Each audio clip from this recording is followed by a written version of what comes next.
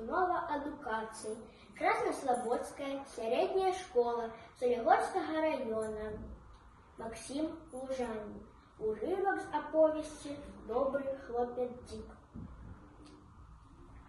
Хлопцем назвав його один малий чоловік з нашого двора, а був гэта звичайний дворовий собака, ніякий ні медалістський, ні нащадок собачих славутих родов з дипломами і родословною.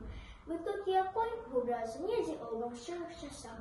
Затое сяба, мой особисто, нашого дома цалком, усяе вулицы, где мы жили, ды, можно сказать, усяе усходняй ускраіны города. Дома мы яго лячылі за сямейніка, сціплага сваяка, што ўсё чыста разумее, усім спагадае, толькі параіць не можа, не ўмее гаварыць.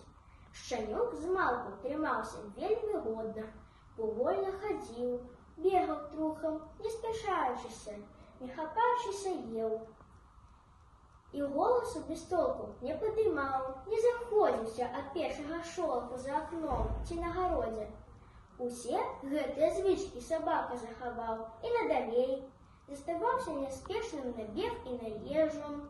Легкаважных высноў наконт небяспекі не рабіў і лішняга галасу не ўчыняў. Брэх у яго прыемны, барытон мяккі, хоць у салісты аддавай. Значыць быць яму брэхам.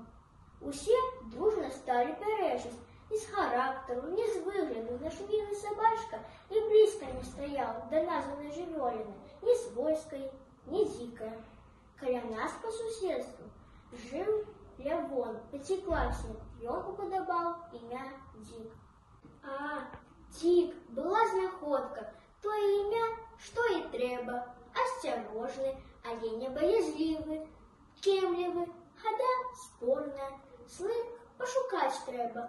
Усё гэта прадаецца і дома, і ў лесе, дзе ўсе звяры і птушкі трымаюцца у заўсёднай асцярозе, каб не дацца ў крыўду дужэйшаму.